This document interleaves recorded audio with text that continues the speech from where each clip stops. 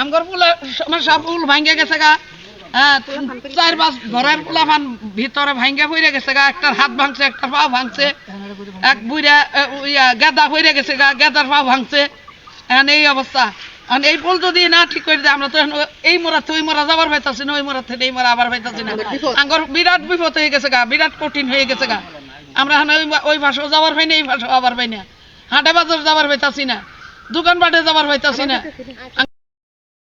হাটের রোগী ওই দিন রাত্রে অবস্থা খারাপ, 3-4 জনের ধরে বাই করবো, এই পুলের কারণে বাই করতে পারি নাই, বন্ধ দিয়ে ঘুরায় প্যাগে কাদা দিয়ে নিয়ে আইছি, রুগী নিয়ে গেছি হাসপাতাল।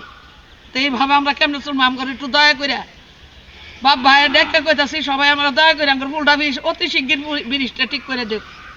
আমি হাইডি যাওয়ার মানে ঠেঙ্গের বেদনা বয়ে বয়ে পার হই,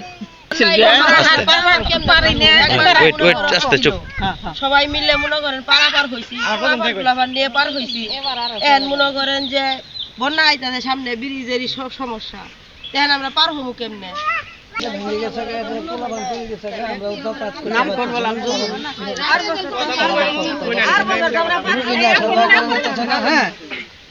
অতি সত্তর ঠিক করা দরকার। আমরা